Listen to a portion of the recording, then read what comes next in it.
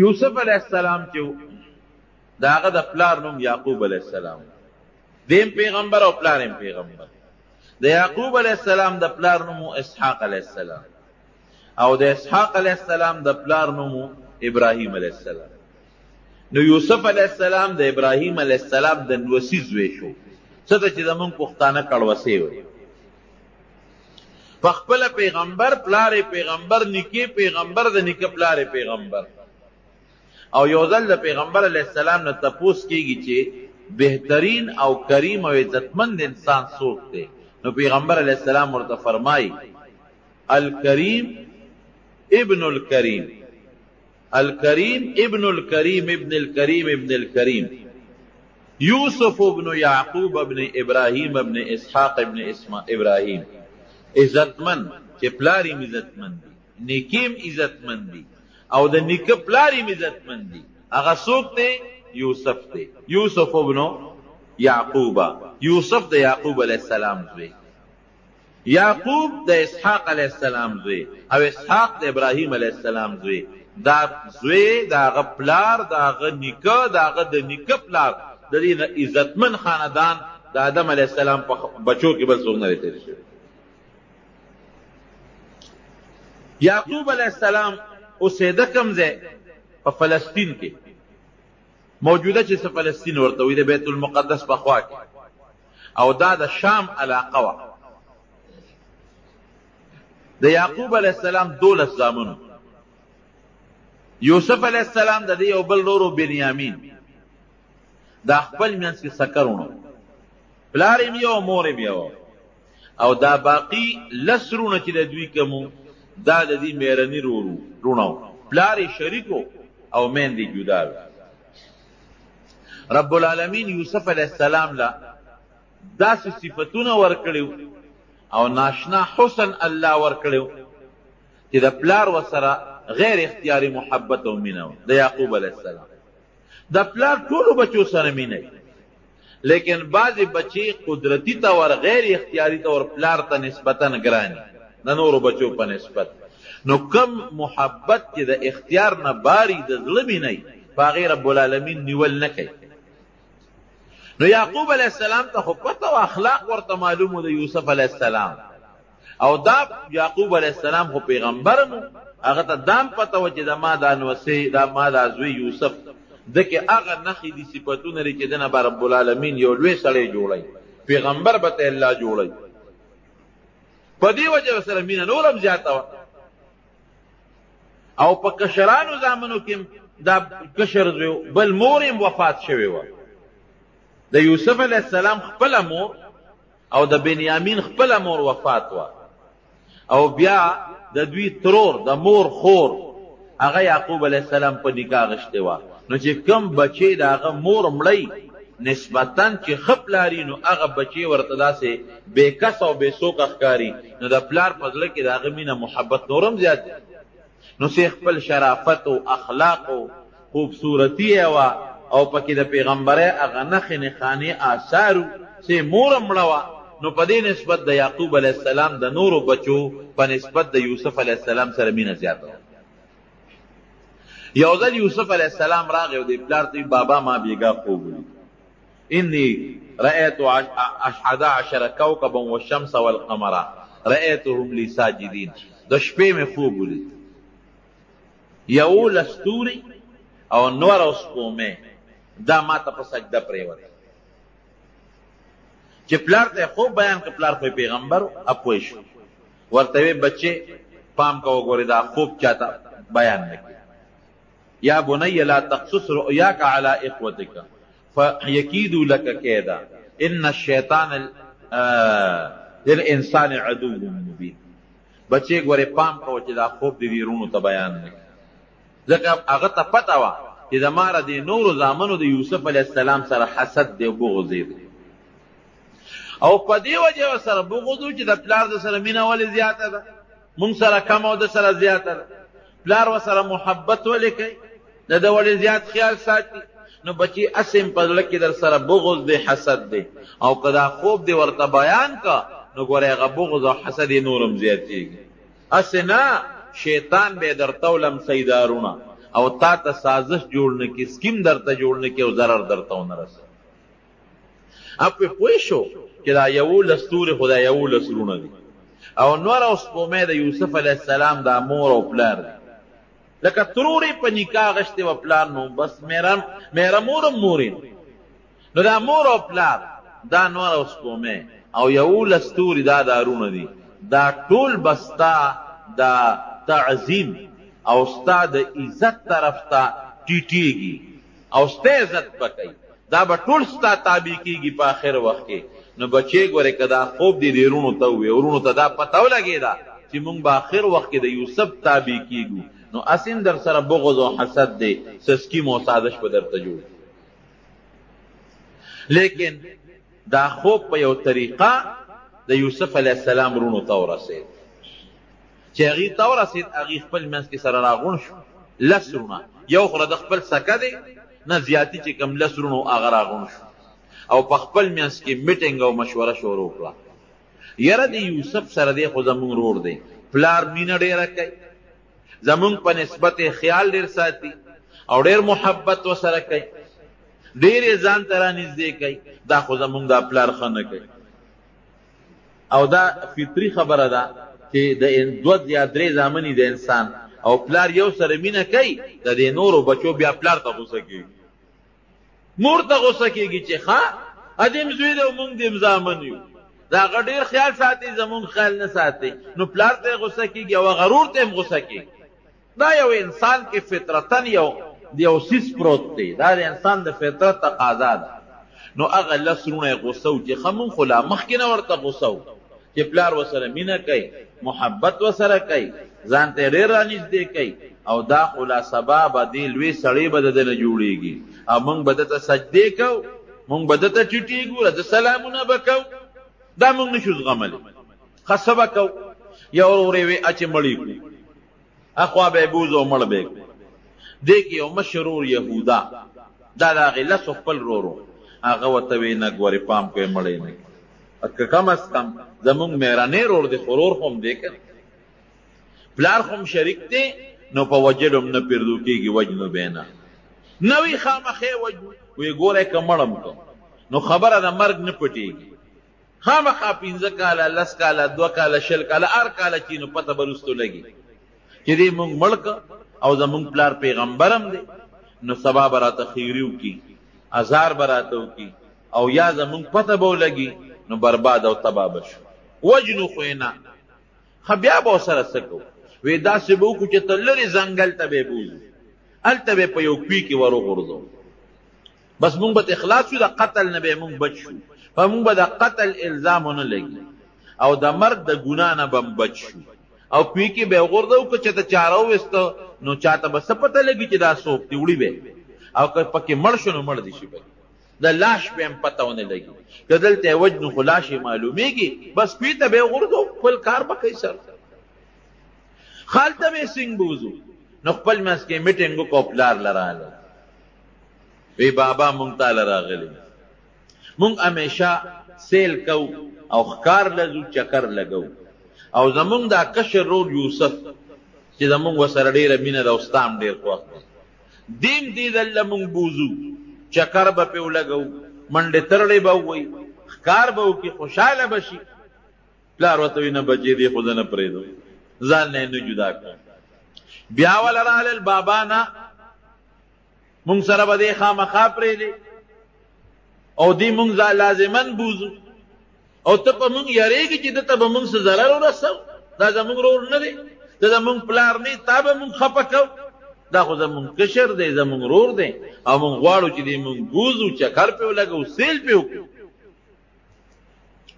یعقوب علیه السلام ورته وایي انی اخاف ان یأکله الذئب وانتم عنه غافلون، بچې ګوره زه یارېږم، هسې نه شرمخې ده نه ونه تښتئ، شرمخې ونه خوري، تاسو به په خپل سیل کې په منډو ترړو به یې غشي به ولئ، اسونه به ځغلوئ، او هسې نه چې زما دا بچې ده نه چې ته شرمخ ونه تښتئ، شرمخې ونه خوري. دا ولې یعقوب علیه السلام دا ټکې ولې و چې شرمخ به وتښتئ؟ یو خو په دغه ځنګل او په علاقه کې شرمخان ډېر زیات، او دویم د یعقوب علیه السلام دوی ته اشاره و چې تاسو شرمخان یې، تاسو یې رانه ونه خورئ. ګورئ تاسو شرمخان یې رانه ونه خورئ، ماتې نه کې. او یا په دې ځنګل علاقه کې شرمخان ډېر دي، نو هسې نه شرمخې ونه تښتئ. وی نه بابا اس فکر چې ونه کې، او دی به مونږ سره منډې ترړې وای، چکرې به ولګئ او مونږ به حفاظت کوو، په حفاظت به دله واپس راوړو. چې پلار یې پوره مجبور کړو، نو دی یې ځان سره واغېست. دی د 12 یا د 14 کالو په دغه وخت کې یوسف علیه السلام ځان سره په مخه کړ. نو د پلار په مخ کې خو به کله په یو مخ کولو او کله به په بل مخ کولو، کله به اوچت که په غیږ کې به ونیوه او کله به بیا په ځمکه باندې کېنه. او پلار ورسره بار وت د دې وجې نه. بچو ګورې ډېر پې یېرېږم، تاسو خو زلمي، خو زما د دې بچي به ګوره ډېر خیال ساتئ. 10 مېرني وروڼو یو دی شو، بنیامین دې پاتې شو، هغه وروسته دی لا ماشوم. د پلار چې تر څو پورې ورته نظر و، هغې پورې به یې دی کله یو یې اوږې ته او کله بلې اوږې ته، کله به یو ښکله او کله به بل ښکله. خو چې کله د پلار د نظر نه غیب شو، د اوږې نه یې ځمکې لره وبره، لته یې وله ورکړې، دیکې یې وله ورکړې. ده وی ښه تاسو خو زه د پلار نه څونه په مینه راوستم، په ما سیل او چکر یې لګوئ، اوس مې وهې نو د یو ورور نه به یې بل ورور له منډې کړې چې ما رادنه خلاص کا. نو هغه به ولې لته ورکړه ځمکې له به یې راوبرو، نو بل له به یې منډه کړه. نو هغه به لته ورکړه نو بل له به یې منډه کړه. نو هغه به لته ورکړه نو بل له به یې منډه کړه. لکه بال غوندې چې خلک یې پلته وي، دقسې پلتو به یې و. او ورته به یې څه وې؟ وې ځکه نو اوس هغه 11 ستورو ته دې واستله چې دې رانه خلاص کړي. هغه نور او سپومې ته دې ووایه چې اوس دې رانه بچ کړي. ته خو یې ما ته به نور او سپومې 11 ستوري سجدې لګئ. هغې هم پوه شو، هغه هم د پیغمبر بچي و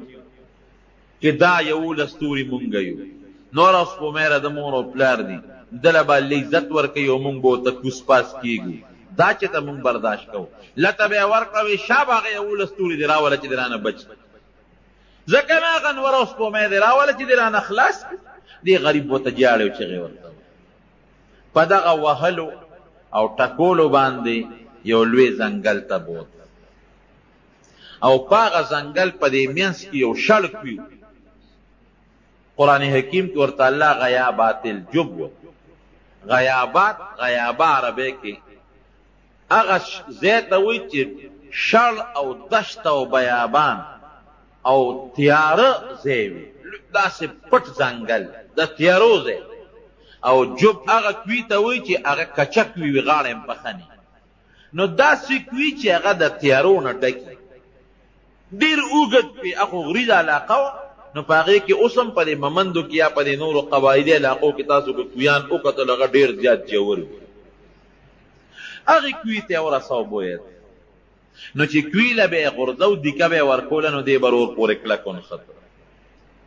ای ظالمانو ما څه ګناه کړې ده، ما در سره څه بد کړي دي؟ خوب خو ما لیدي دي، نو په قصد خو مې نه دي لیدي، دا خو ما ته الله پړکې اچولی دي.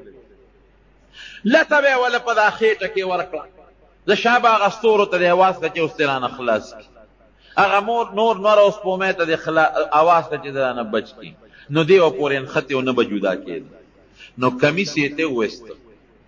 او لاسونه یې وله شاته وتړل، خپې یې وله وتړلې او اوچت یې که په درز باندې کوي ته وغورځو. دا رب العالمین په خپله دا واقع قرآن حکیم کې ذکر کړي چې کوي کې وغورځو. رب العالمین څه چلو روایاتو کې راځي چې جبریل علیه السلام ولا الله راولېږي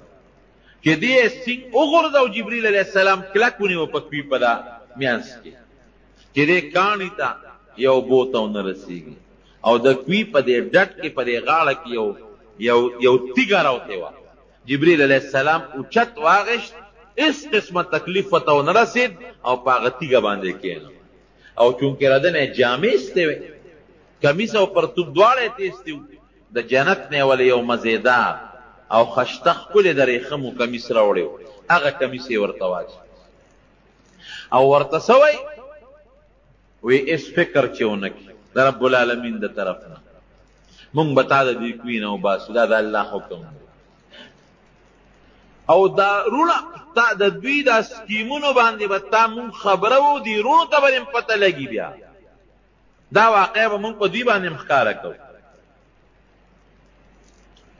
یوسف علیه السلام بس په هغه کوی کې کېناست چې دا کوم مشر ورور یهودا دې لږ لسوان دی دې به د دې نورو ورونو نه پټ راته او څه ډوډۍ موډۍ به یې راوړله ورته به یې غورځول اواز به یې ورکړ ډوډۍ به یې ورغورځول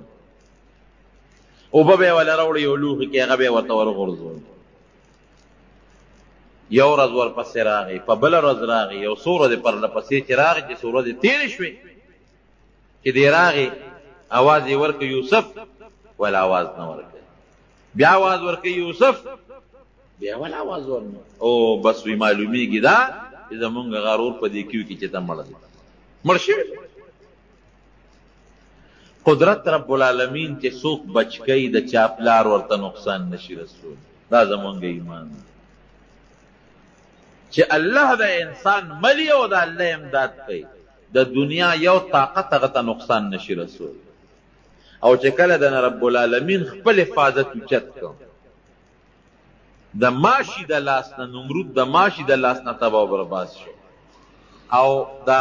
ابرهه لښکر دا د توتکرو د کاڼو په زیری باندې رب العالمین تباه او برباد اصل سیز د الله حفاظت کله چې د الله نه سوال کوي دا سوال کوي چې یا الله مونږ په خپل حفاظت کې محفوظ وساته بچې الله دې په خپل حفاظت کې محفوظ ساتي قسم دې چې د دنیا یو طاقت دی د خپې ته دې نشي کوي دا الله خپل قدرت خی لقد کان فی یوسف و اخوته آیات للسائلین دا عبرت نخې دي پکې د یوسف علیه السلام او د رونو په دې واقع کې یو قافله په دې لاره راتېرېدل نو دې قافله کې به بعضې کسان دو چې هغوی به ګیا پسې ګرځېدل چا به څارویو به کول څوک بوبو پسې ګرځېدل نو کومه ډله چې د دې قافلې هغه په دې باندې ماموره وه چې تاسو لړ شئ اوبه وګورئ هغوی چې راغلل دلته کوي وکړ زر یې بورقه راواغېسته او هغې کوي ته ښکته کړه چې کوي ته یې بورقه ښکته کړله او بورقه ویښته ورسوله نو یوسف علیه السلام سره بورقه وجنګېدل بس پړی پورې دې کلک ونښت هغه به غټه بورقه وه یو کس به نه شوه راستی ابه په پنځو شپږو کسانو بلکې د دې نه په زیاتو به هغه بورقه خلکو راسته اوس هم په دې اوږدو کویانو باندې غټې غټې بورقې وي چې دوی بورقه رایستله بورقه درنه ده خیر په ډېر زور او په وجودونه به هغه زمانه کې د خلکو مضبوط پهلوانان په ډېر زور او په ډېر لوی طاقت باندې بورقه راوچته کړه چې راوچته یې کړه اوس یوسف علیه السلام ورپورې نښتې ښه مزېدار خشته ټیک ټاک جمدې روغ صحت واله چې راویې ویسته ورته یې وکتل یا بشرا هذا غلام او خوشحاله دا خو مزېدار خشته هلک دی ډېر زیات خوشحاله یو خو په دې خوشحاله شو چې یو مزېدار خشته هلک راته الله راکړه او هغه زمانه د غلامانو غلامان به خلکو خرڅول یو خشته هلک دی زه بس دا به مونږ خرڅ کړو او بلا پیسې به پرې وړو لاړل نورو ملګرو ته الو مونږ خو دغه د کوي نه په بورقه کې هلک یې نښتې دی هم راوست او ډېر خشته او خوبصورت هلک نور ملګري هم خبر کړ ای بس چپ شي غږ مه کوه بو به ځو یو ښار ته کومه طرف ته چې زمونږ قافله ځي او په هغه ښار کې به مونږ خرڅ کړو بلا پیسې به راله وکړو یهودا چې کوي ته ډوډۍ غورځوله دی یې ونه مونته یو خوا بل خوا یې منډې ترلې شروع کړې چې دې چاروخ کې دی او که مړ دی په دې کوي کې چا ورته څه کې یاره وی هسې ګرځم دلته خو څوک نه دي راغلي وی یو قافله هغه ځای کې ناسته ده چې دی ورغلی دی هغه قافلې والا هغې ته یې کتلي دي یوسف علیه السلام یې څه کړي بس ورمنډه یې کړې وی دا هلک مونږ لر ماله راکړي هغې ورته وی دا خو هلک مونږ تاله نه درکړه وی نه دا زمونږ غلام دی زمونږ برایې دی او په یوسف علیه السلام یې دبه وکړه ګورې که ال دې ووایي نو دې د سرمن وباسو وجنو دې پرېږدو دې رونه یم خبر کړه او قافلې والا ته وایي چې دا زمونږ غلام دی او زمونږ نه دې تښتېده را تښتېده به دې کوی کې مې غورځولی او ډېر بد اخلاقه دی او ډېر بد خویه دی او غلا غونتي به یې زمونږ نه کوله. مونږ له خپل غلام راکې قافلې والا ورته وایي نه مونږ یې نه درکړو. خیر جوړه په دې وشو چې دا به در باندې مونږ در خرڅ کړو. بس قافلې والا ولا 12 درهمه ورکړل او څو 13 درهمه یادې معمولي لږې پیسې. وشروه بثمن بخس دراهم معدوده وكانوا فيه من الزاهدين. 13 یا 12 درهمه باندې د خپل لور خرڅ کړه په قافلې والا. پیسې واغېستې خپل منځ کې تقسیم کړې. چې دې کله پلار له لاړل د شپې ماسخوتن نو جړه انګولا او لوی چغې سورې دي. د کلي خلک ورته راغونډ شو څه چل دی؟ وایي زمونږ غرور یوسف زمونږ نه شرمخ وتښته مړی. پلار یې راووته خو پوه شو چې څه چل خو شته. چې راووت بچو ولې جاړی؟ وی بابا مونږ نه هغه استاذ وی یوسف چې دی نه هغه شرمخ وتښته. او په یو روایت کې راځي چې یو شرمخ دوی رانیولی و هغه کې پړی اچولی او یعقوب علیه السلام لی راوست. وی شرمخ رانه استاذ وی وتښته. وی شرمخ زما تاسو ته ما نه وي چې شرمخ زما زوی به نه تښتی او تاسو به غفلت کوئ. وی نه بابا مونږ هم ډېرې منډې وایده مو واله. اخره کې دې ستړی شو جامو تم کېنو نو مونږ منډې ترړې والې چې مونږ راتلو شرمخ دې تښتولی او شرمخ همدا دې رانیولې دی اوس چې ته ورسره څه کوې نو به ستا مخکې به دې شرمخ تا زوی شلولی او کمیسې د ګډې یا د چیلې یا د اوسې په وینه کې لړلې و. هغه یعقوب علیه السلام له ورکوي دا ستا د زوی کمیس دی او دا هغه وینه ده ستا د زوی دا هغه بچي. مونږ څوک شرمخ وتښتو مونږ خو یې خیال ساته. یعقوب علیه السلام چې کمیس ته وکتل نو کمیس شلېدلی نو ټیک ټاک و. وی ډېر هوښیار شرمخ و چې زما زوی یې وجه و کمیس یې ترې روغېستی دی. شرمخ خو چې هلک شلی خو کمیس د هغې نه مخکې شلی چیر پار کي نو دا دونه هوښیار شرمخ دی چې زما د زوی نه روغ کمیس وویسته او بیا زما زوی خوړلی دی او دا شرمخ ته وی او وی وایه شرمخه دا د پیغمبر معجزه ای. په هغه ذات ستا قسم یې رښتیا وایه چې کوم ذات ته پیدا کړی او دا دواړه جهانه پیدا کړي دي زما زوی دی ولې خوړه. وی شرمخ ورسره خبرې شروع کړې چې یعقوب دا زامن دې دروغ وایي زه دوی په جال ښکار کړم او رب العالمین په مونږ حیواناتو د پیغمبرانو د هغې د بچو وینې او غوښې حرامې کړي. دروغ وایي دروغ. قال بل سولت لكم انفسكم امري انفسكم فصبر جميل والله المستعان على ما تصفون. بس وی لدته یو خبره خشته کړې وه او زما زویم زمانه غیب تو زه به صبر کوم او رب العالمین چې دی ابه ما سره په دې کې امداد کوي. یعقوب علیه السلام د خپل بچي پسې جړل. دومره د زوی پسې وجړل چې سترګې د جړا د وجې نه ړندې شوې. وابیضت عیناه وهو کظیم. زړې د غم د وجې نه او سترګې د جړا د وجې نه مکمل ړندې شوې نظر یې لړ ختم او هر وخت به الله ته جړل چې یا الله زما بچي یوسف خو ما سره میلاو. الله ورسره وعده کړې وه دې تنو چې ما له به د خپل بچی الله راولي خو کله به راولي 1 کال پس 2 کاله پس 3 کاله پس 10 کاله پس او څه پته لګي چې زما په بچي به څه ژوند تېرېږي. د چا غلامۍ کې به ګډ چیلی به سره کم ځای به نور ته به سوري ته به هوا ته به یخنۍ ته به ګرمۍ ته به. دا خو ډېره ګرانه خبره ده. الله تعالی دې مسلمان د دې صدمې نه وساتي. قافلې والا یوسف علیه السلام بوته مصر ته د مصر ښار د مصر په ښار کې خرڅاو نو چې خرڅاو یې نو بولی پې شروع شو. د ټولې دنیا چې څومره حسن رب العالمین په دې دنیا کې ایښودلی د هغې حسن نیمه رب العالمین دله ورکړی. نو چې نبی علیه السلام فرمایي چې رب العالمین د دې دنیا نیم حسن ورکړی دی به څونه خشته بل پکې خشته او صاف الله ایښودي خشته اخلاق پکې الله خود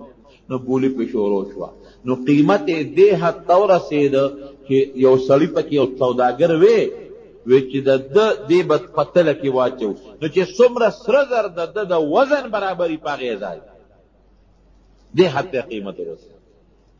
په لاره باندې د مصر وزیر خزانه تېرېده عزیز مصر چې هغو قتل بولی شروع دا و خلق صفتونه هم کوي تماشې هم خلق راغلی دي هلکه وی څه چل دی وی دا یو قافلې والا چې یو غلام راوستی دی خرڅی دی دا دومره ګڼه ګوڼه دا ده څه ده وی هغه ډېر زیات خشتا لک دی او ډېر خوبصورته دی او ډېر ښو اوصافو والا دی نو د هغه قیمت چا سره نه برابرېږي او بولي پې شروع دی چې عزیز مصر د مصر وزیر خزانه ورغې ورته وکتل قدرتي د ده مینه ورسره رب العالمین پیدا اوس الله څه کوي د پیغمبر د غیږ نه الله کوي ته ورسو او د کوي د ویښ نه رب العالمین د بادشاهۍ دربار ته اوس رسوي ګوره الله چې څه کوي د انسان په عقل کې نه تېرېږي بهر کې چې دی بادشاه ورته وکتل محبت پیدا شو وی څونه ته بولي ورسېدله وی دا مخامخ سوداګرې اخلي او دی وی چې د دې په تله کې باچو مو چې څومره سره زر د ده سره په تله کې په وزن کې برابرېږي په هغه یې وزیر خزانه وی عزیز مصر وی زه د دې نه پر زیات واله وی په څو یې اخلي وی چې دا مالک یې څومره غواړي په هغې مو مانګي قیمت ته چې څومره پیسې غواړئ بس هغه وایي چې دا لږ د نه زواله هغه وی ښه دومره د دې نه زیات سره زر او دومره دراهم او دنانیر بس حکم یې وکړه هغه پیسې وله ورکړئ او یوسف علیه السلام یې ځان سره پاس باندې سور کو کور ته یې رب العالمین د بادشاهۍ دربار ته ورسېد ښځې لی بوته د ښځې نوم یې زلیخه دی وی ښځې یو ماشوم مې راوست او ډېر خالق دی ځان سره لویوه تربیت یې کوه خو د دې عزیز د دې وزیر خزانه د مصر بچې نشته نارینه اولادې نشته وی داسې کار دی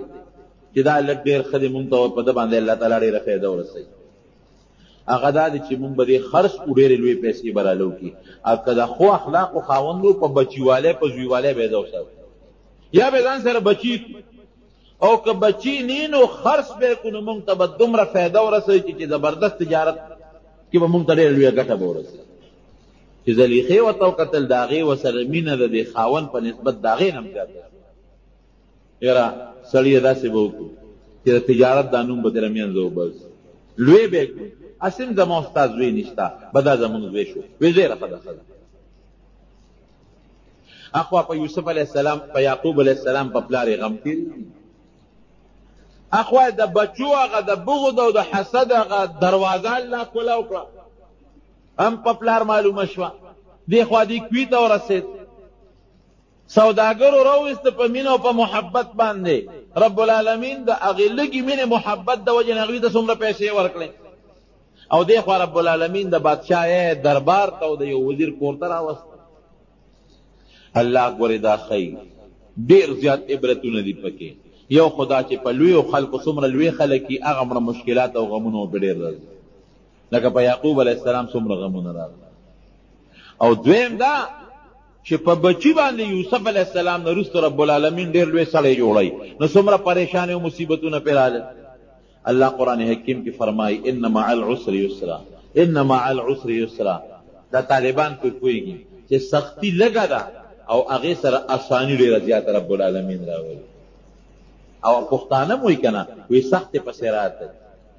نو په یوسف علیه السلام رب العالمین دومره سختی راوسته کوي ته ورسېد د هغې نه پس به الله راته راولي دا هم تا ته الله یو عبرت او یو سبق ښیي که در باندې پریشانی راشي او سختی راشي نو الله ته فریادونه شروع کا ګیلې او شکوې د الله نه مه کوه فریاد شروع کا رب العالمین به د هغه سختی او هغه مصیبت په خوشحالو باندې بدل او بل لوی عبرت پکې څه دی ګورې بغض او حسد ډېر خطرناک شی دی د یعقوب علیه السلام رونو بچو د خپل رول یوسف علیه السلام سره بغض او حسد شروع کړو نو نقصان یې چاته شو ټیک ته ظاهر کې پلار ته هم ضرر ورسو رور ته هم ضرر ورسو لیکن د رب العالمین په نظ مختورن سود شو همدغه د یعقوب علیه السلام زامن د یوسف علیه السلام رونو ګورې بغض او حسد ډېر خطرناک شی دی ډېره لویه ګناه کله چې یوسف علیه السلام او د زلیخې منځ کې مسله راله او یوسف علیه السلام متعلق ماشوم بچي ګوی ورکړه چې د یوسف علیه السلام کمیس وګورئ، که دا د مخې نشلیدلي مخکنی لمن نو غلطي د حضرت یوسف علیه السلام ده، او که کمیس د شا نشلیدلي نو معلومیږي دا چې ده به منډه والا تختېده به، زلیخې به کمیس راښکلي، غلطي به د هغې وي. چې دې کله کمیس وکته فلما رأى قمیصه قد من دبر قال انه من کیدکن ان کیدکن عظیم. چې کمیس خو شا نشلیدلی دی نو عزیز مصر چې هغه وخت موجودو هغه پوه شو په دې، وی دا خو د زلیخې نقصان دی، دا د ښځو نقصان دی، او د ښځو سکیمه او مکر او جال دا ډېر پراخ دی، ډېر لوی وي، دې نه بچ کېدل ګران کار دی. نو دغې وخت کې عزیز مصر ما تېره جمعه هم درته ویلي چې هغه له پکار ده چې ښځې له سزا ورکړې، خو مې داسې قسمه خلک په ښځو کمزوري وي. یو ټکي ووی یوسف اعرض عن هذا واستغفري لذنبك انك كنت من الخاطئين. یوسف علیہ السلام ته وای اے یوسفه پام کو دا خبره بار مشوره نه کې ګور، ځکه اوس به خلک تا نه تپوسونه کوي، ته به وایې چې زلیخې ما نه دا غلطو مطالبه کړې ده، نو پام کوه دا خبره بارونه باسي. او ښځې ته څه وایي؟ اوس پکار ده چې ښځې له سزا ورکړې وې. یوسف علیه السلام ته وایي ګورې پام کو، چا ته غږ ونه کړې، څوک خبرې نه خبر نه کړې، نوره بېعزتي به مې وشي. یوسف اعرض عن هذا. او ښځې ته وایي بس چې څه دې کړي دي غلطي دې کړې ده، الله نه بخښنه غواړه. اوس خو پکار نه وه چې ښځې ته یې کوتک نیولی وي یا سزا یې ورکړې وي، نه نه کمزوری او غریب شته که دې زمانه کې هم په ښځو کمزوري شته. واستغفري لذنبک، پام خو وګورئ بس خدای نه بخښنه وغواړه. یاره تاسو ډېر بې خونده ښځې یې، ښه بس دونه ټکې یو ډېر بې خونده یې تاسو. هغه دا خبره خو دغه ځای پورې فیصله شو. دلته فیصله شو خبره یوسف علیه السلام ته بس دا وایي چې بس ته چپ شه، نور به غږ نه کوې، او ښځې ته وایي د الله نه بخښنه غواړه. خبره مشهوره شوه. دغه څو کسانو خو خبره واورېده او بادشاه عزیز مصر ویې ګورې غږ به نه کوې. خبره مشهوره شوه. چې خبره مشهوره شوه د مصر په ښځو کې، او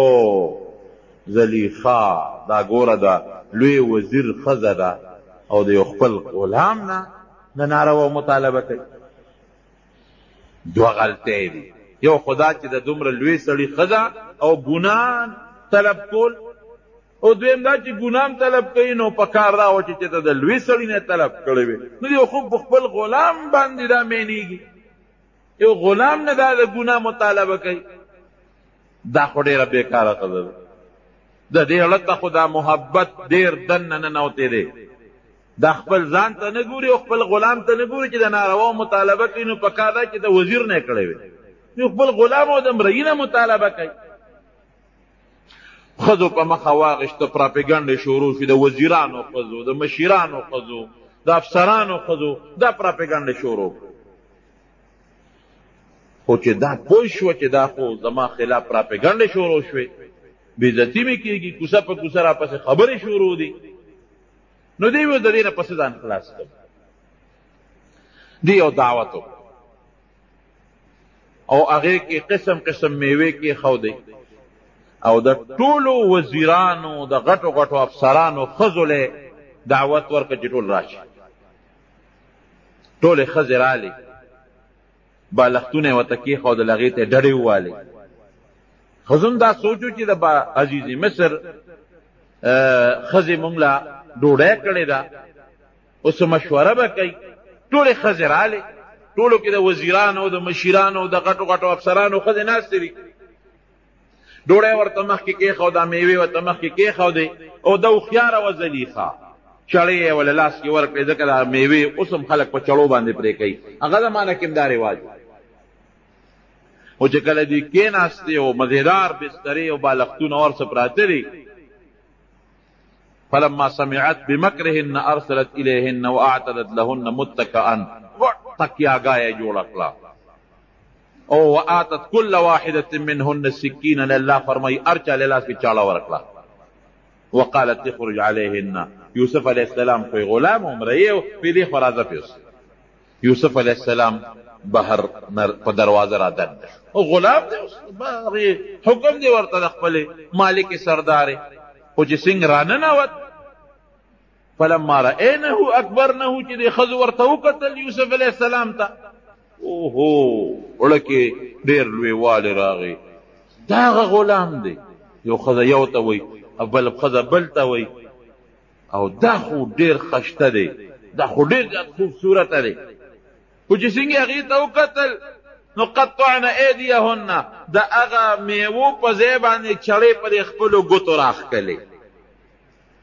پوی نشو چې دا مونږ میوه پرې کوو او که مونږ ګوتې پرې کوو د یوسف علیه السلام هغه حسن په داسې غالب شو داسې چې بس په ځان پوی نشو د میوې په ځای ګوتې ځان له کټ کړلې او په لاسونو باندې ځان له لاسونه زخمي کړل او سرمنو نه وینې روانې شوې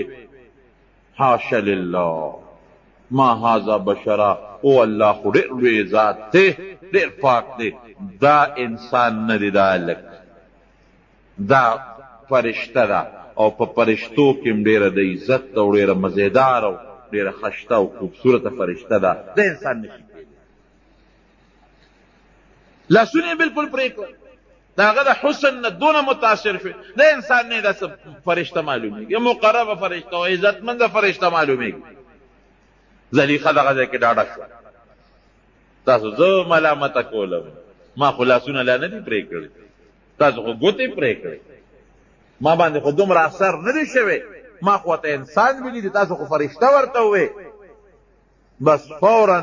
زلیخه دغه وخت کې ډاډه شوه چې د ښځو هغه خبرې دې سره ختمې شوې ښځو تسلیم کړله چې زلیخې تا اوسه پورې لاس نه دي پرې کړی که ستا په ځای مونږ دا دې لاسونه پرې کړل تا خو ته یو ځل چېته مطالبه وکړه ستا په ځای که مونږ وې دې به مونږ نه کوم ځای کې بچ پاتې شوی وې نو دا هغه ځای کې څه وایي دا هغه ځای کې دې اعلان وکړو چې انا راودته عن نفسه فاستعصم ما ته مطالبه کړې ده بلکل ما ته مطالبه او طلب کړی دی ډاډه شوه چې زه مجبور یم خو ځان یې رانه بچ کړه ولئن لم یفعل ما آمره لیسجنن ولیکونن من الخاسرین که زما دا خبره او نه منله چې دا ماته کومه مطالبه کړې ده دا به خامخا یوسف علیه السلام زید سر ته رسوي او که ویې نه منله نو جیل کې به یې چوم او په جیل کې به لکه د ذلیلانو غوندې او تاوانیانو غوندې زندګي تېروي نه یې پرېږدم جیل ته ځي پرېږدم یې او زمونږ دا طالبان دلته کې سوال کوي چې دا د جیل خبره یې څنګه وکړله داسې په کار وه لکه یو سړی وایي که نه که د ما خبره ونه منله نو مړه به یې کړم که د ما خبره ونه منله نو زخمی به یې کړم او به یې وام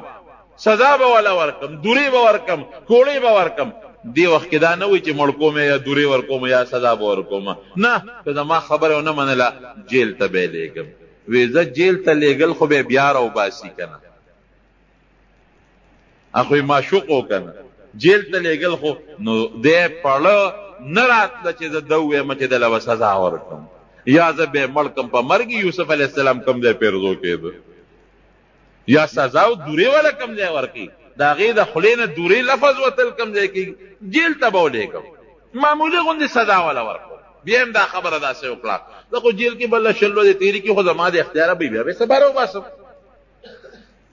ښځو بیا ورته مجبوره بلکل تا چې څه کړي دي ښه دي کړي یوسف علیه السلام دغلته څه وایي ربی السجن احب الی مما یدعوننی الیه یا الله جیل مال د دې ګناه نه بهتر جیل می خو که ته ما جیل ته لېږې بلکل تیار تابعدار خو دا ګناه خو تصور زمانه نه کېږي سوال نه پیدا کېږي چې زه دې ګناه وکړم بلکل قطعا نه کېږي جیل می خوښ دی الله ما ته جیل د دې ګنا نه خوښ دی. والا تصرف عني کیدهن اصب الیهن واکن من الجاهلین. خو الله د ګنا نه مې ګوره ته ساتي. ګوره د ګنا نه ساتندون کې څوک دی؟ رب العالمین. الله نه به سوال کوي چې ما د ګنا نه وساته. ګنې شیطان درته دا ګنا داسې خشته کی چې سړی په ځان ورته بیا نه پوهېږي. پردی مال هره ګناه چې وي نبی علیہ السلام فرمایي دا شیطان سړي ته دا ګناه خشته کی، مزینه کی، دوله کی، او چې کوم عذاب د الله را طرف نه په ګناه مقرر دی هغه عذاب د انسان د ذهن نو باسي دی بیا خامخا ګناه کوي. یا الله کده د ښځو د مکر نه دی ونه ساتلم ګورې زه به د ډېرو ناپویو نه شم. یا الله ما به د دې مکر نه ساتې جیل لاله بهتر. هلته عزیز مصر ته خبره ورسېدله چې اوس خو خبره بل شان شوه. اوس خو د زلیخې عشق مخکې پټ اوس ښکاره شو. اوس خو دا خبرې ټولو ښځو واورېدې. اوس به د سره څه کوو؟ زلیخا خاوند ته وایي ګورې پام کوه سزا به نه ورکوې، جیل ته به لېږي. هم مجبوره و یوسف علیه السلام یې جیل ته ولېږي. چې جیل ته حضرت یوسف علیه السلام څنګه ننوته د الله نه وغوښته جیل ته لاړ. نو هلته کې په جیل کې یوسف علیه السلام دومره رب العالمین دله عزت ورکړه چې د جیل کوم مشر داروغه مشر هغه معتقد شو. هغه بوله راته هغه بوله د خوښې خوراک ورکو، هغه به ډېر لوی عزت کو او خاص بارک کې بند نه کو، ولې اجازت ورکړه چې ته په دې جیل کې په کوم ځای کې ګرځې نو ګرځه. او ممکن ده زماړه کې دا یو ټکی راځي چې ممکن ده دا د بادشاهانو د وزیرانو د ښځو نه خدا افسران مجبوره ممکن ده زلیخې به ورته ویلي چې ګوره جیل ته مې درلېږلي دي خو ګزاره ورسره کوه. ولې محبت او مینه خو یې ورسره وکړه، په دومره سختو خو یې پرزوم نو جیل کې ورته مکمل اجازت و. خلک به راتلل ورسره به میلاوېدل، تپوسونه به خلکو کول. حسن هم ډېر زیات و او چې کوم انسان خشتۍ ښکلې وي د انسان ورسره قدرتي دور مینه پیدا کېږي. نبی کریم صلی الله علیه وسلم فرمایي چې کله چې د معراج ته وختم نو ما د پیغمبرانو سره ملاقات وشو. یوسف علیه السلام مې ولیده چې ما ورته وکتل نو د دې ټولو دنیا د خلکو نیم حسن رب العالمین یوسف علیه السلام له ورکړی. پیغمبر علیه السلام فرمایي نو جیل کې ورسره د خلکو محبت پیدا شو، د خلکو مینه ورسره پیدا شوه. خلک به راتلل تپوسونه به یې کول. 2 کسانو جناب او د به په جیل کې څه کول؟ د ډیوټي سوا د مریضانو تپوس کو او چې کوم جیلیان وغیله به د صبر تلقین ورکو. خیر دی صبر وکړه، ګوره ما باندې الله تعالی داسې امتحانونه راوصل چې دوی ته الله وغورځولم، الله راوویستم. بیا را باندې بل امتحان راغی د عزیز مصر په کور کې د ګناه هغې نه الله ساتلم. اوس را باندې د امتحان راغی، نه مې څه غلطي کړې ده، نه مې ګناه کړې ده، نه مې مرګ کړی دی، نه مې لاره شکولې ده او جیل ته راغلی. خیر دی صبر کوئ، الله به مې امداد وکړي د جیل نه به مو بس. هر چا ته به د صبر تلقین ورکو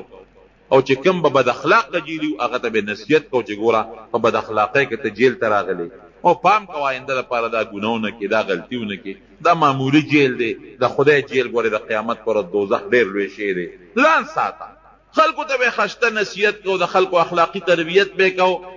او خلکو له به صبر تلقین ورکو، د مریضانو تپوسونه به کول، د هر چا ورسره مینه محبت پیدا شو. چې دې جیل ته ننوتېده نو 2 لکان ورسره جیل ته ننوتل. قرآن حکیم کې الله فرمایي ودخل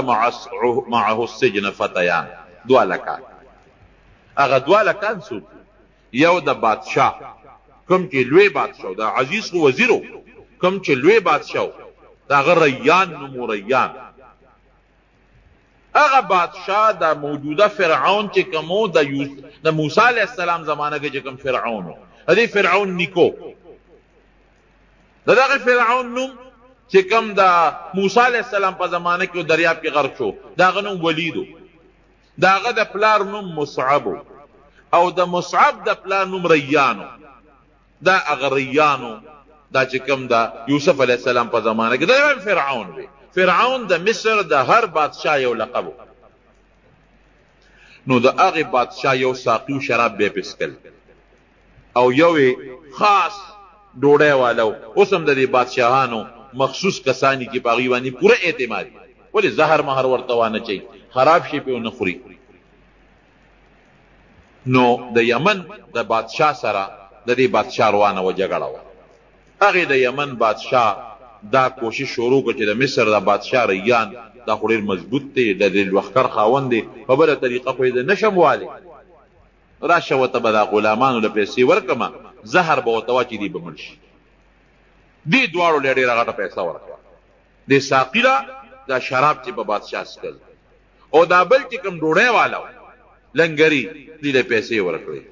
باورچي چې ورته تاسو وایې وی ته به په ډوډۍ کې ورته زهر واچې ته به په شرابو کې معمولي غوندې زهر واچې په بادشاه به دا خوراک او اوبوس کې چې دا مړ شي. وی ډېره ښه خبره ده. نو هغې طباخ کې هغه کوم باورچي و لنګري هغه په هغه خوراک کې اعلی خوراک بادشاه له تیار کو پکې معمولي زهر ور واچو تیز زهر او چې کوم شراب والو هغه په شرابو کې ورته زهر ګډ کړ چې ته به ډوډۍ ورکې زه به شراب ورکم دا به اوس کې مړ به شي او پیسې یې د هغه یمن د بادشاه نه اخیستې وي. چې بار ته څنګه ووتلو بادشاه ته هغه خوراک کېښود او هغه اوبې ورته کېښودې دې وخت کې دا چې کوم ساقي و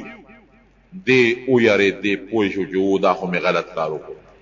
پیسې مې واخیستې دا خو مونږ د خپل محسن سره د بادشاه سره ظلم دی او ټګي ده زیاتې یاره زه خو دا شراب پې نه څکم خو دا بل ملګری پوه نه کړ زه خو پې نه څکم زما یې ټول عمر ښه ما سره احسان کړی دی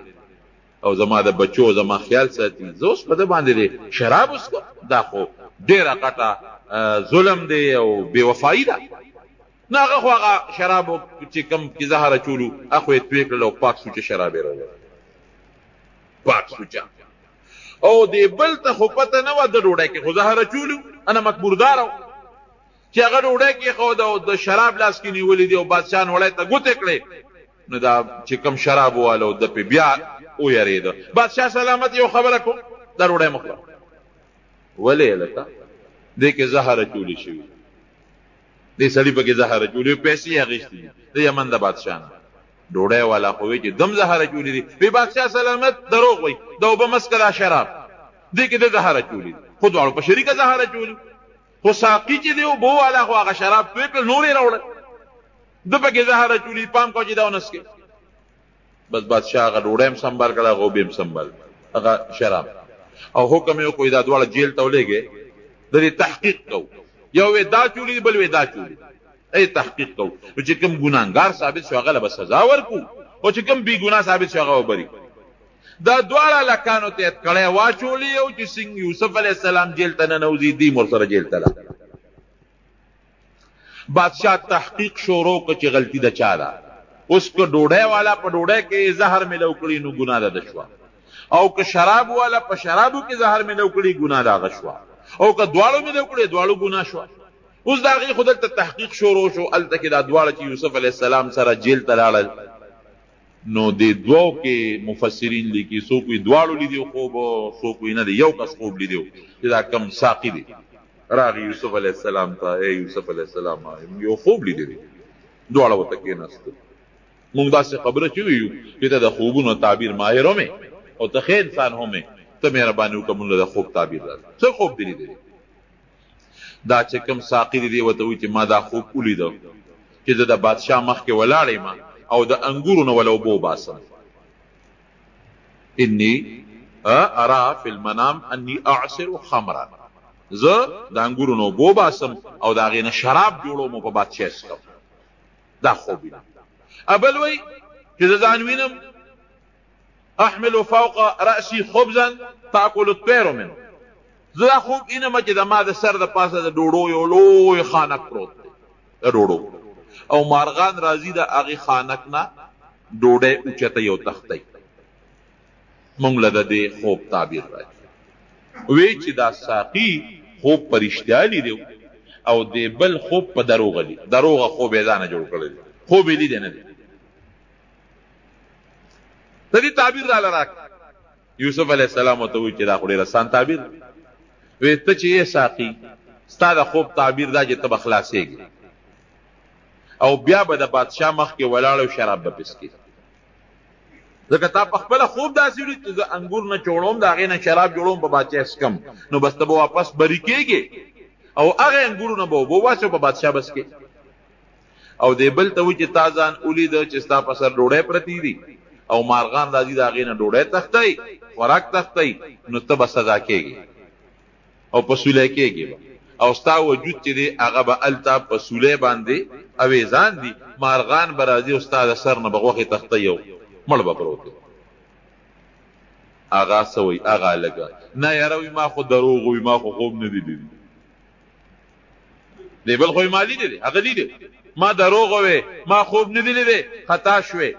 یوسف علیه السلام ورته وایي چې که خوب دی لیدی دی او که نه دی لیدی خو چې کم تعبیر مې وست همدقسې به د الله فیصله کېږي پوهه دې خپله زموږ علما دلته لیکي چې دروغ خوب به چرته نه بیانوي دروغ به نه جوړوي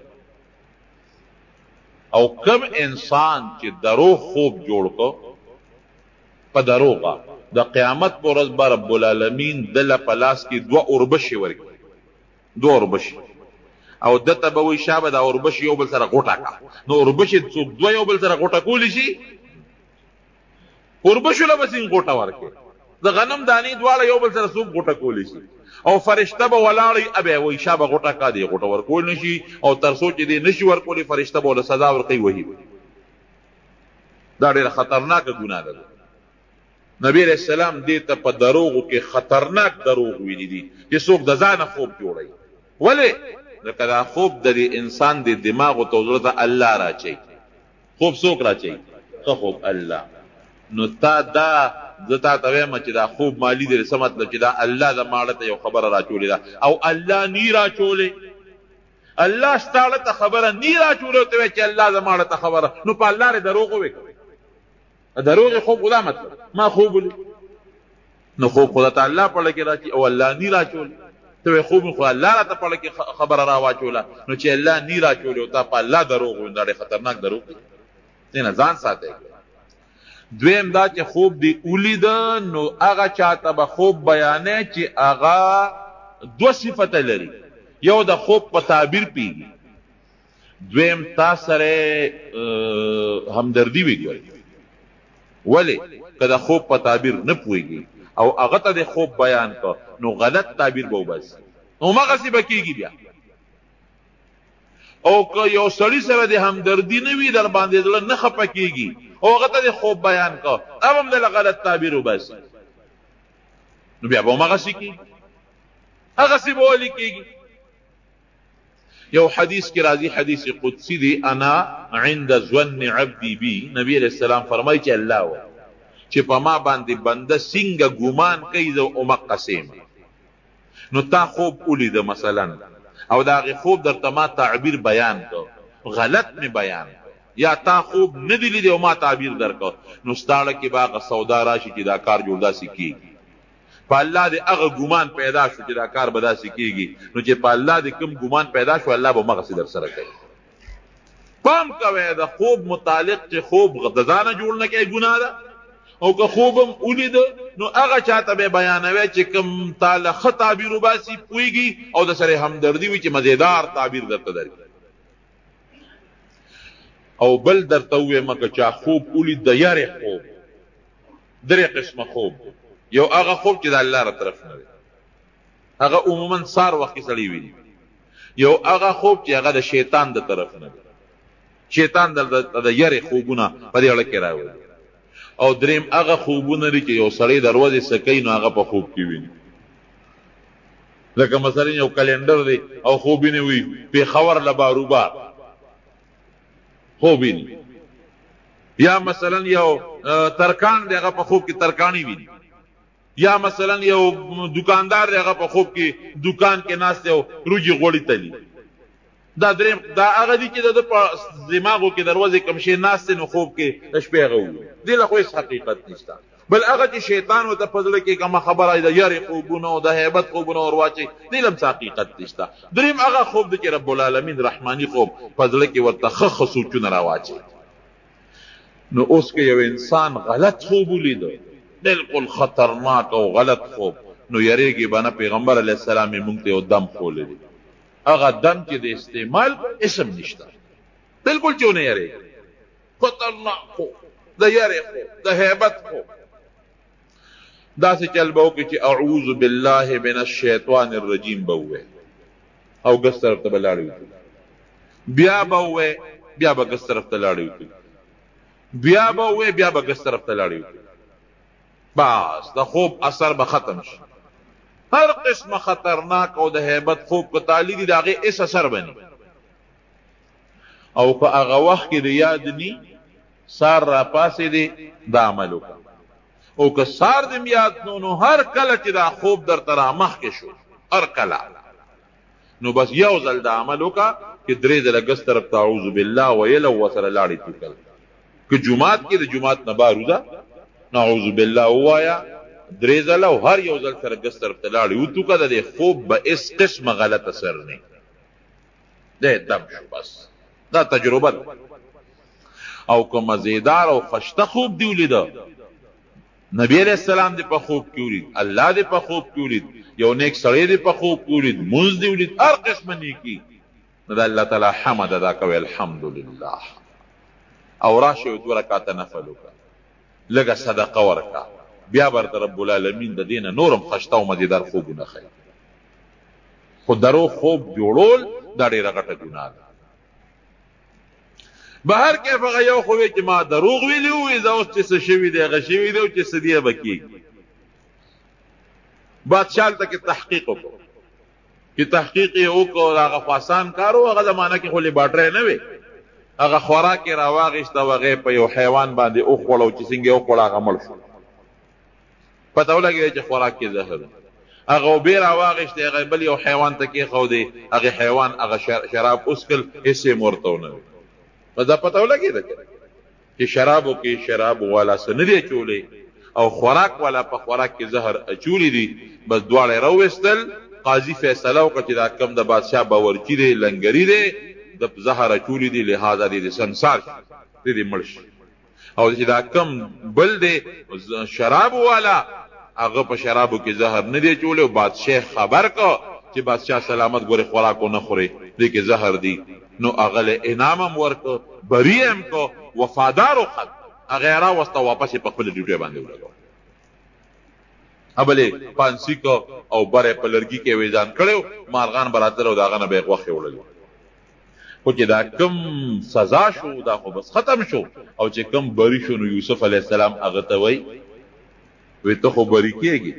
بری شوې نو اذكرني عند ربک ته چې لاړ شي نو زما معامله لک بادشاہ ته یاد کړه اسې به سم مفتو کې جیل کې پروت دی پته نه لګي بادشاہ یا زلیخې مې وباسي کنه عزیز مصر مې وباسي کنه نو وزیر صاحب گیر کړي ما مشر بادشاہ ته زما الوی چې دارنګ یو مسافر دی او هغه اسې به ځای په جیل کې پروت دی داغه دا مسله ده نو دا لګا وورو د مسله کې څه فیصله وکړه نو ته مهرباني وکړه بادشاہ ته دې ما یاد کا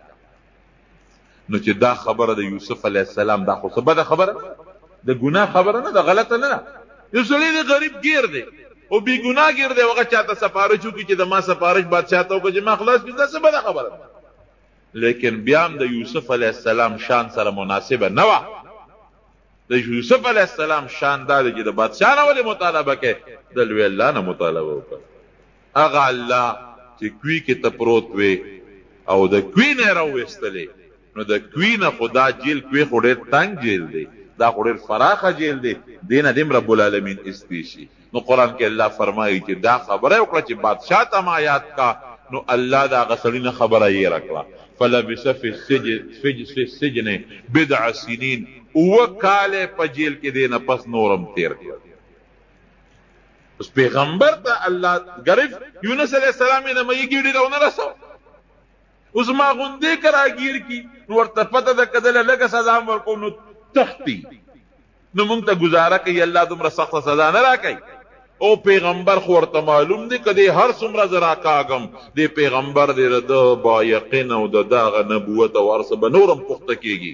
دا غي داسې مثال دی لکه چې څومره یو سره در څومره په اور کې اچې نو هغه خرابېږي نه هغه نورم خشته کیږي خو دغه دی دا ګیلټ دی په اور کې ورواچول په یو ساعت به دوړی او که سره دی ورواچول اب نورم خشته کیږي. نو زمونږ مثال خو د ګیلټ دی، نو که معمولی زورم ورکوي نو ایمان پریدي.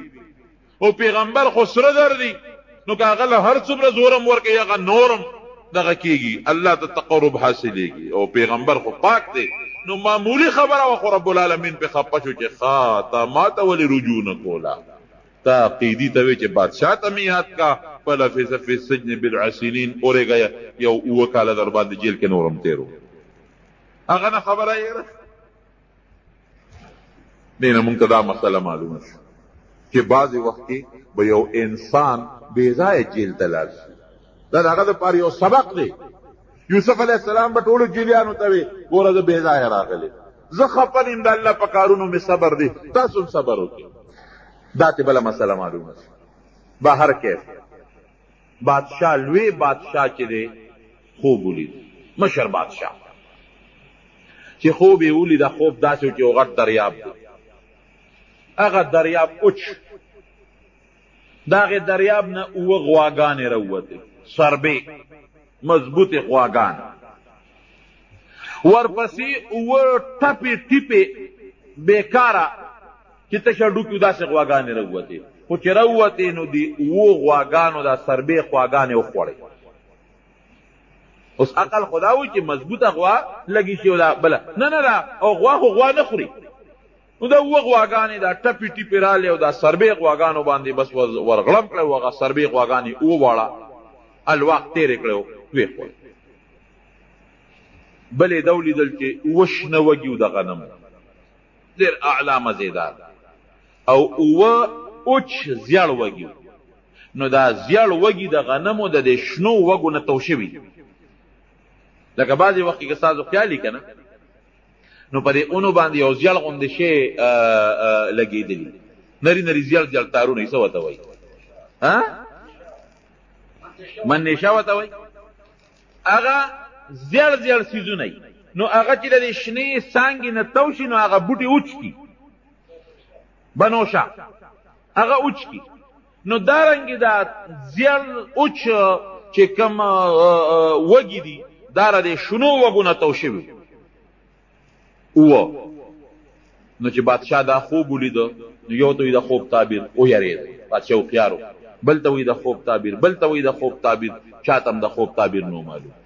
دا چې کوم ساقي دی هغه ته رایاد شو، اوهو زما یو اشنا دی په جیل کې،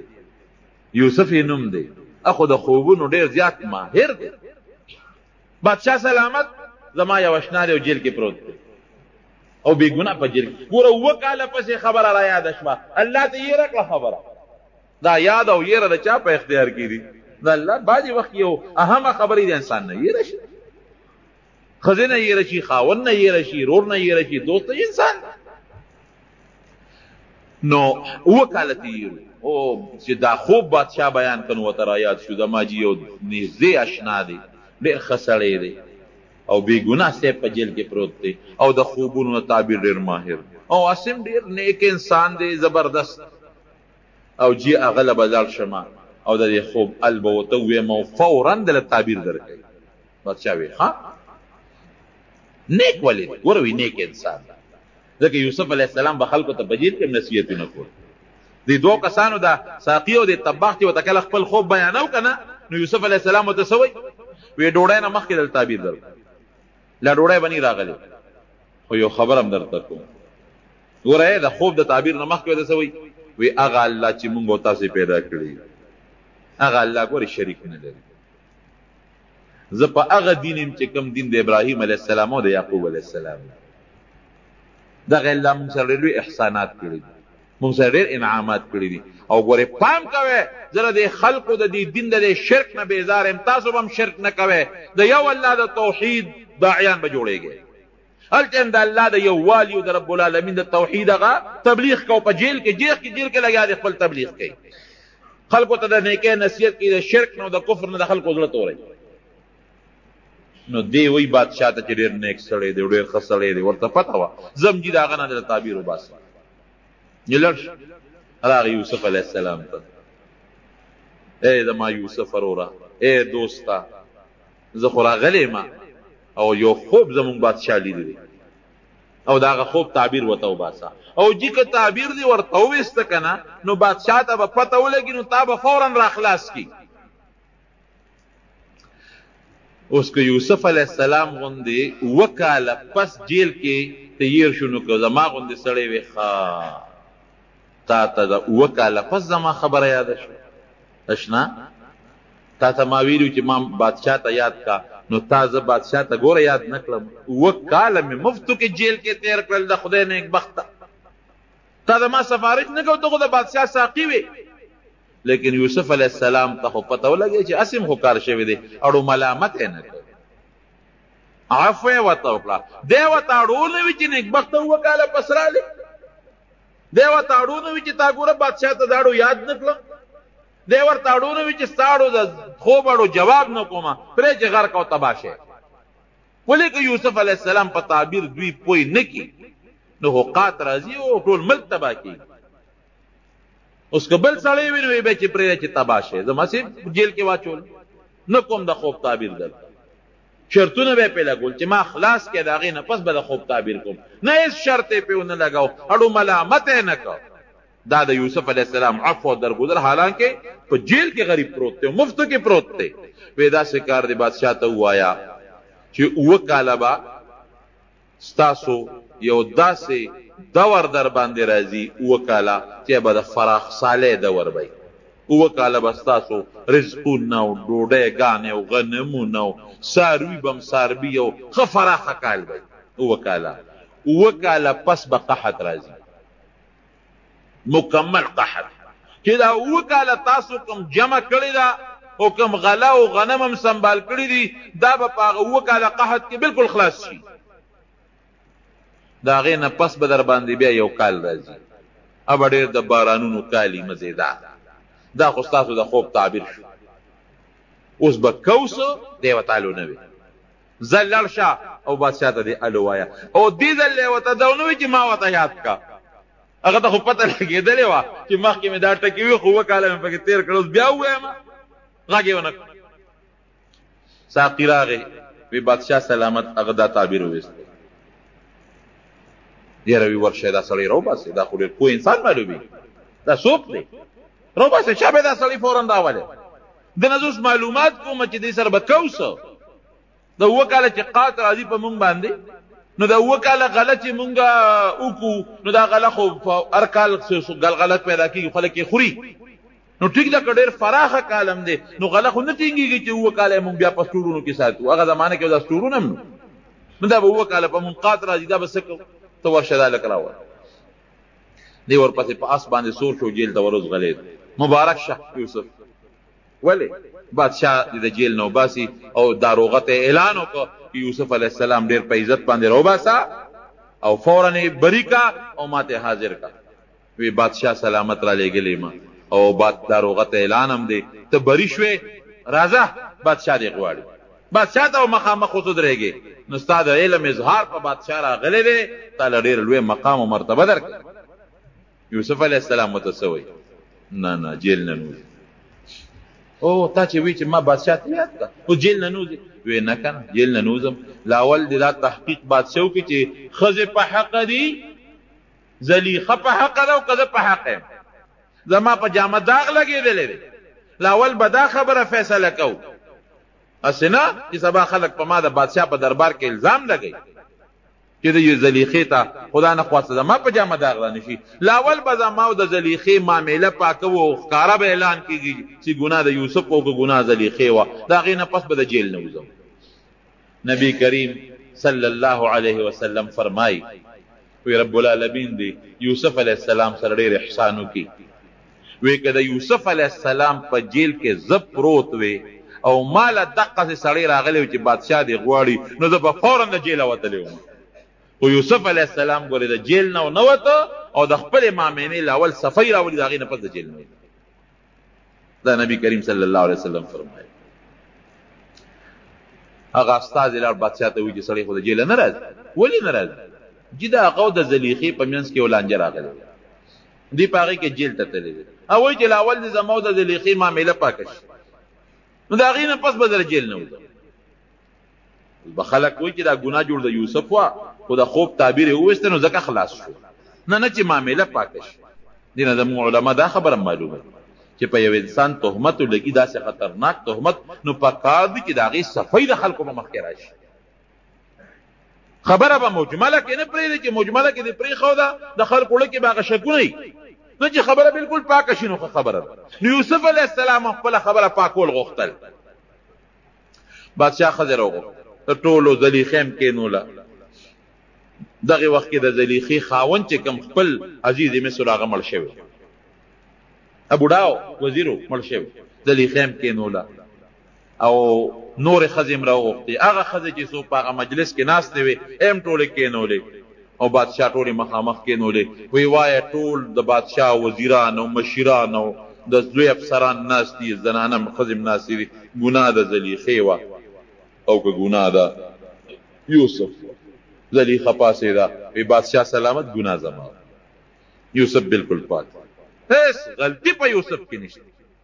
دا ګناه ټوله زما وه غلطي ټوله زما وه بس زه په خپله غلطۍ ستومانه او علما لیکي مفسرین چې زلیخه د هغه وخت نه چې یوسف علیه السلام جیل ته لاړ په عبادت الله ته پرېوته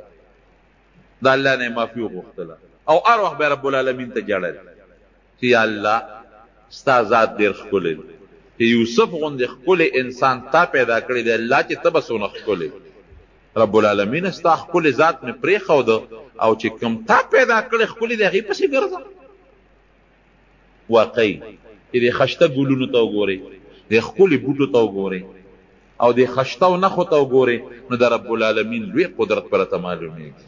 دا د رب العالمین د قدرت نښې دي الله دا خو تا پیدا کړی دی یوسف دې دومره ښکلی دی نه الله ته به څومره ښکلی ستا څومره خشته ښکلی قدرت دی نه الله ستا حسن مې پرېښود ته مې پرېښود د انسان حسن پکې شو لویه توبې رب العالمین ته وویستله د الله ذات ته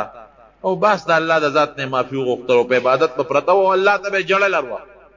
د رب العالمین په حضور کې به جلاګانې کولې او دغه وخت کې اقرار هم وکړه چې بالکل یوسف ته ګناه نشته ما ته مطالبه کړې ده او دا غلطي ما کړې ده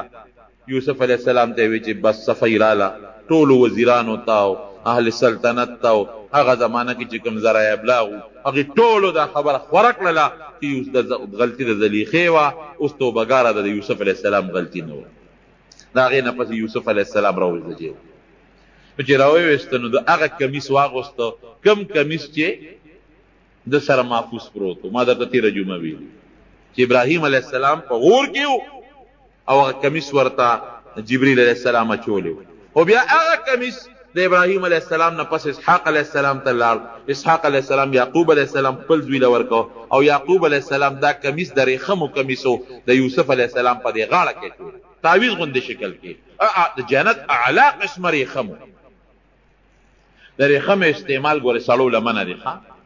ښځې کولی شي سړو له منه دی نبی علیه السلام فرمایي دا خبر یاد وساتئ چې په دنیا کې سړی ریخم استعمال کړل یا سره زر استعمال کړل نو د اخرت د سرو زرو د ریخمو نه به محروم که دلته ریخم واچول په آخرت کې به ریخم په جنت کې قیمتي جامه ریخم دي د هغې نه به محروم وي که دلته کې سره زر استعمال کړل د جنت د سرو زرو د کالو نه به محروم وي جنت کې به ښځې هم د سرو زرو کالي اچي سړي به هم اچوي سړي به هم د سرو زرو کالي اچي خشته خشته بنګړي نو اصل کې اوس خو خلک وایي یاره بنګړي خو سړي چې اچوي نو ځان ورته ښه پکې نه ښکاري نه ابه داسې نه دا ګړی چې مونږ اچو دا هم یو بنګړی دی دا ګړی هم یو بنګړی دی چې انسان یې اچي نو ته مونږ ته خو په ګړی ځان بدي نه ښکاري دا چې کوم رواج دي د ښځو نو که سړی هغه رواج استعمالوي نو پې بدي ښکاري هغه جنت کې به دا د ښځو رواج نی لکه پخوا فرعون او د لویو لویو بادشاهانو به غټ غټ بنګړې چو او به د هغوی دپاره فخر و عزت به و دارنګې جنت کې به سړي غټ غټ بنګړي به چولي خو که په دنیا کې سړي سره در استعمال کړل د جنت د کالو د بنګړو نه به محروم وي بیا هلته کې به الله نه ورکوي دا ګوت اچول دا سرو زرو ګوتې بعضې سړي اچوي دا ګورې ګناه ده قطعا ګناه ده د سرو زرو ګوتې بالکل به نه استعمالوي څوک د سرو زرو غاښ لګوي څوک د سپینو زرو په کاسه او په جام کې اوبس کی دا ګناه ده سړو دپاره سره زر خزه استعمالولی شي، ریخم خزه استعمالولی شي، سړی به بالکل نه استعمالي، دا ګناه ده. پام کوئ د سرو زرو ګوتې بعضې وخت کې زمونږ په دې وطن کې رواج د چا چې وادي یا کویدني نو هغه سړي ته خلک ګوته جوړوي. خیر دی که دې جوړه کوله خو هغه سړی دی هغه ګوته په خپله نه استعمالي، ښځې له دې ورکړي هغه دې استعمالي، ښځې له دې ورکړي ښځه به هغه ګوته استعمالي، خو سړي به ګوتې قطعا د سرو زرو نه استعمالي.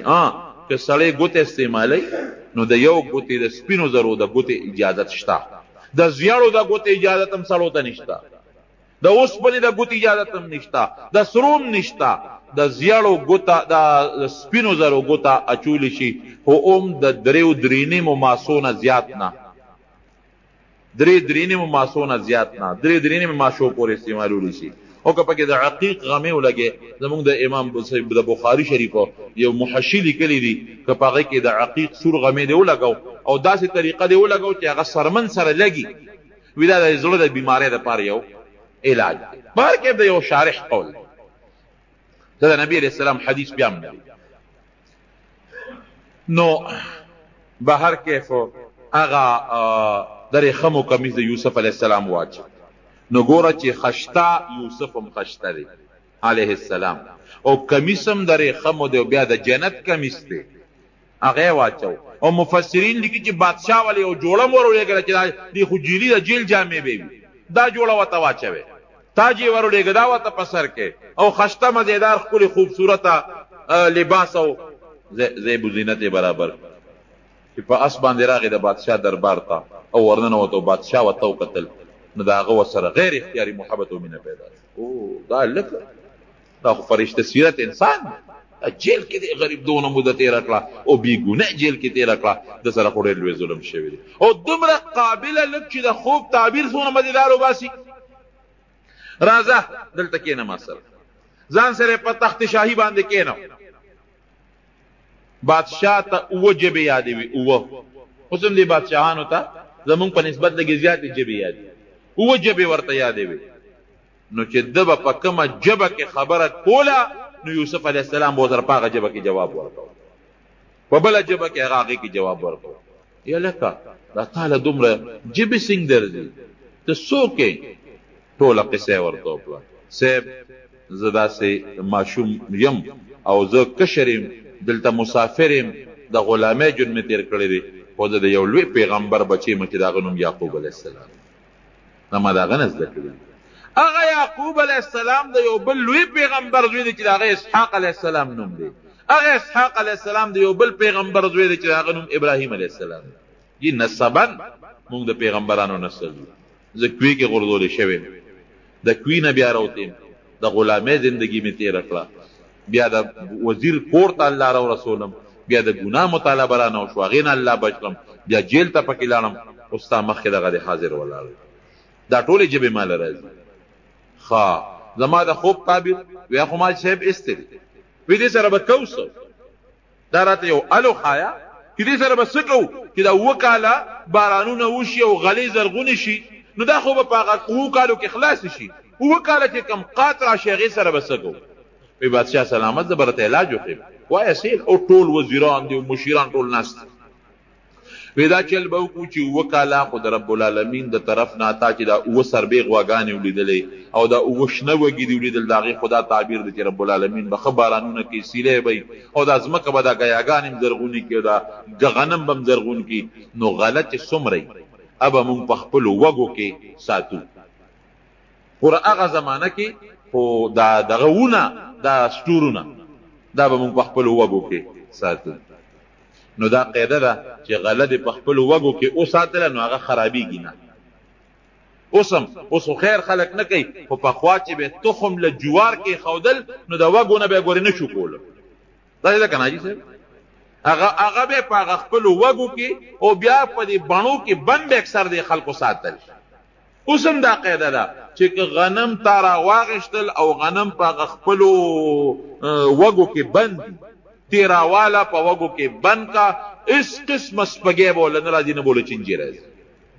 یا وږي به پخوا ما ته یاد دي وږي به یې راواغېشتل په ټوکر کې به یې بند کړل او په کوټه په سر به یې ولګول او د پاسه به یې پلې وکړ داسې وکړه ته زمیندار هغه خپلې قصې پرېښې دي او داروګانو ته مخ اچولی ده نو ټول غنم او جوار ده نو ټول سپږو چینجو واله څه خو پکې زکات تاسو نه ورکوئ زکات خو خدای دې نه په بل طرف وباسي بیا هلکه وایي سپږو غنم او سپږې به نه زکات نه ورکوي چینجو وال چینجي به نه وي چې زکات نه ورکوي به هر کیف وی دا وږي به د غنمو راوالی دا به انشاءالله دونه غله وشي چې څومره ضرورت دی خلک به خوري او باقي د حکومت غله چې څومره ده سرکاري ځمکو چې کومه غله شوي هغه به په وږو کې سنبال کې هغه به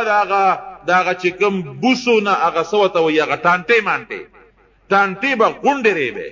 او د وږو هغه چې کوم ویښونه دي هغه څه ورته وایي چې کوم نه بوسو دي دا به ویښ کې ګېډی کوي او سنبال به پرتي وي بس چې کوم د ضرورت مطابقي او استعمالو باقي پرتي چې اووه کاله کله قات راشي دغه وږي به بیا رجو او دغه غنمو نه به بیا مونږه غوبلې کوو نو بوس به څاروي خوري او غنم به انسانان خوري اووه کالو کې به مونږ دا غله به اووه کالو ته ساتو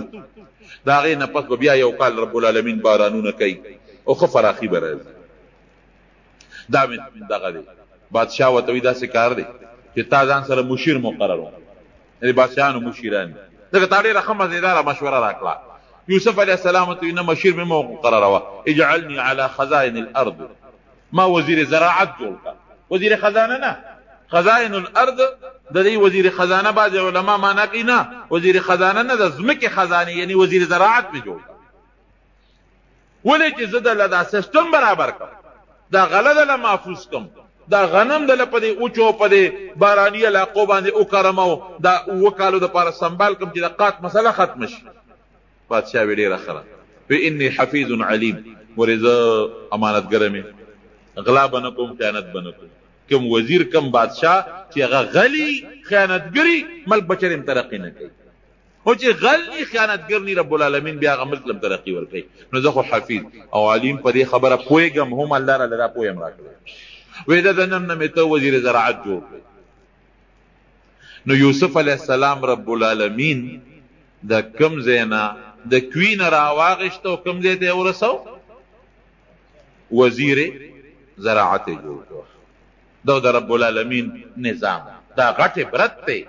ان مع العسر یسرا سختی در باندې رب العالمین راولي الله ته ته رجوع کوه ته ګوره الله به د هغه سختۍ بدل درته په اسانتیا درکوي نور به رب العالمین تعالی سهولت درکوي اسانتیا به درکوي بل دې نه دا عبرت دی چې په سختو کې به یو الله ته رجوع کوي ګورې یو الله ته به رجوع کوي او بل ځینې علما یو بله مسله معلوموي هسې خو مشري غوښتل ګناه ده نه به غواړي مشري به نه غواړي خو که تا ته یو ځای کې پته ده چې اهل نشته غیر اهل راځي نو بیا په هغه وخت کې یو سړی مشري غواړي نو جیز دي لکه دلته کې یوسف علیه السلام ته پته وه چې دلته کې خو اهل نور څوک نشته دا چې څومره وزیران دي دا غله به رالي او د قات په زمانه کې بیا په ډېرو غټو غټو پیسو خرڅوي او په خلکو به قات راشي اهل نشته دوی په خپله مطالبه کوي چې خیر دی که ما وزیر زراعت جوړی نو ما جوړ دا به معلوم دي او بل چې انسان جامه پاکوي او رښتون انساني دې هیڅ قسمه پروا نه ساتي رب العالمین به د حفاظت کوي دې به الله ساتي لکه یوسف علیه السلام چې رب العالمین وساتي د هغه تهمت نه پښتانه وایي ته خپله جامه پاکه ساته الله به دې امداد کوي دارنګې ته خپله جامه پاکه ساته پروا مه ساته که څوک درپسې خبرې کوي که څوک هر څه کوي رب العالمین به ستا د پاکه جامه ښکاره کوي او د خلکو د تهمتونو نه به د الله ساتي او کله چې بادشاه را غوښته نو هغه دا ویلي چې حکم یې وکوي دې را خلاص کې راولې استخلصه لنفسي دی به زما مشیري ما سره به بس ځکه د یوسف علیه السلام علم او د هغه پویه او د هغه هوښیارتیا ورته معلومه شوه دانایي ورته معلومه شوه نو ځکه یې ده ووایي چې استخلصه لنفسي ځان سره به ساتم زما خاص مشیر به د مشورې خاوند به او بیا چې یوسف علیه السلام حسینم و جمیلم و ډېره خشته هغه کمیس یې مچولی و کم کمیس چې حضرت ابراهیم علیہ السلام ته په اور کې جبرئیل علیہ السلام اغوستو د جنت کمیسو او بیا په کوی کې جبرئیل علیہ السلام د په غاړه کې واچو ځکه پلار د ته دا غاړه کې چولیو هغه چولیو جنتی کمیس او خوبصورت شخصیت او بادشاہ هغه جوړیو لګلې په یو تخت باندې ځان سره کېنو ټول وزیرانو استقبال مو کو الله ولا عجیبه شکل مور کړو مزیدار دې شکل خپل ځان له انسان یو مخورستوبی دی انسان دا شکل د تور او د سپین سره تعلق نه لري آباد انسان شرنګ نه توري لیکن غل الله داسې د مخ یو عزت ورکړي خلک قدر کوي نو دی خو خشته همو بادشاہ چې طبیعت تاسو کو د ولکوي مشورې ورکړي وی تازان سره مشیر کو مینا اجعلني على خزائن الارض اني حفيظ عليم ما د خزانه د زمکه خزانه یعنی د زراعت وزیر یو قوم وزیر خزانه نه د زمکه خزانه خو زراعت فصلونه دي او د خوب تعبیرم دغه طرف ته چې قات برازي نو زه ډېر حفاظت گزار مم حفاظت کوونکې مم امانتګر مم پویګم الله را علم پوی امرا کړی دا ویډه رخر وزیر زراعت مقرر دغه درمیان کې چې روت هغه عزیز مصر مړو کما عزیز مصر چې دی ور سره مخ کې د غلامه زندگی تیروله او داغه چې کما خزه و زلیخه چې د یوسف علی السلام سره محبت او غم تقریبا د بوډاوالی عمر ته رسیدلی و بوډه وا بیا بادشاہ ورته درخواست کی دوری منصور لیکلی دی بادشاہ ورته درخواست وکړي چې یوسفه داسې وکړي چې د زلیخه په نکاح والا خاوند یې مړ دی تاسو سره ډیر زیات محبت او ډیر زیات مینه و در سره او دا غي دا محبت او د مینې د وجنه ته جیل تم لاړې هغه اقرار مو کو چې غلطی زما وا څه ګناه الله دا غینم نه د صادره کړی هم الله د ګناه نه بچ کړه کوم غټه ګناه چې دا ته خو الله سي مساتلې دا زما یو درخواست منه دا غي زړه بلک په قلار شي او خاوند یې مړ دی په نکاح والا یوسف علی السلام دا هغه بادشاہ هغه درخواست قبول کو او زلیخی سره بیا نکاح وکړه نکاح نه پس عجیبه زندگی و بیا یو ځل یوسف علیہ السلام هغه د خځه او د خاون مینس کې چې کوم تعلقات یې هغه ته به زلیخه اس توجه نه ورکوله هیڅ قسمه یو غاړه کې بناسته او نفل به کول الله به ادو جړه به کوله یوسف علیہ السلام ته ځل تاسو کې زلیخه زخو هغه مینه محبت چې ستا کم ما سره مخ کېو او ته کوم محبت ما سره لرو هغه خو فریدا و چې کوم د خدي د خاون خپل تعلقي امر سره نه ساتي دا ولي هغه محبت څه شو هغه مینه دې څه شو دا هغه وخت غلام او زو وزیر ما او د بادشاہ د دربار خاص انسان ما مستغه محبت مینه خو ډیره زیاته وا او هغه فریدا و هغه د خاخذ خاون چې او سر بل سره کوم مینه یو کوم محبتي هغه ما سره اوس ساتي دا ولي وی هغه وخت زما تاسو سره کوم محبت او مینه و زما زړه کې خالص ته پروت او ته زما په زړه کې موجود وي خو چې ته جیل ته لاړې او بیا د جیل نه راوته او ته جیل ته ورسېدې نو ما الله ته رجوع کړی دا د رب العالمین ذات ته مې رجوع کړی دا اوس زما ټول زړه د الله سره دی زما زړه کې اوس هغه شی ختم شوی دی هغه په ځای ما الله ته ډېر درخواستونه کړی دي ډېر توبې مې وکړې دي ډېر معافی مې وکړې دي استاد په ځای زما زړه کې الله ناشته دا الله محبت ناشته هغه سيزونه زما د زړه نه وتی دي ختمه هغه خبره بیا الله تعالی دو زامن د یوسف علی السلام او د زلیخې پیدا کړل یو لور ته الله پیدا کړه هغه لوري بیا د ایوب علی السلام په نکاح کې ایوب علی السلام ته واده شو بهر کیف چې دې کله واپس راغی او دی وزیر شو وکاله چې کم خوب لیدل شوی او دا خوب مطابق د فراخه کالونه شروع شو زمکه داسې غلیر او چته کړي غنمان زرغون شو او هغه زمانہ کې چې کما د زمکه سبزی وا یا د زمکه غلا وا په ډیر وافر مقدار کې هغه خوب لیدل شوی و دا چې چې 7 کاله به بارانونه مي 7 کاله به غلیم زرغونی شي او د هغې نه پس به 7 کاله قحطي نو د 7 کاله چې کم غله زرغونه شوه حضرت یوسف علیه السلام ته خو الله علم ورکړی د هغې دپاره یې غټ غټ ګودامونه جوړ کړل فورا چې ورپسې ورته پته وه الله ښودلې وه د خوب له چې 7 کاله قات به راځي نو که دا غله مونږ اوس ختمه کړو 7 کاله او بیا څه کوو هغه غله په غټو غټو ګودامونو کې په هغه وږو کې سنبال کړه تېره جمعه مې تاسو ته ویلي چې وږي کې غله کېږي نه خرابېږي هم نه هغه یې سنبال کړله او ټوله یې خوندي کړله 7 کاله به چې خلکو خوړل او یې ساتل او چې کم د حکومت ځمکه وه هغه ځمکه کې هم غلې وکرلې که د خلکو نه به کومه غله وزګاره شوه د خلکو په پټو کې هغه به هم چې د فورا واغېشتله او ټول ګودامونه ډک شو ورپسې 7 کاله قات راغی 7 کاله چې کوم قحط راغی نو بیا به هغه غله یوسف علیه السلام د ضرورت مطابق خرڅوله خلکو سره خپلې غلې هم نه وي د ساتلې وا به خرڅوله ضرورت مطابق په پیسو باندې او دارنګې په نورو څیزونو باندې نو د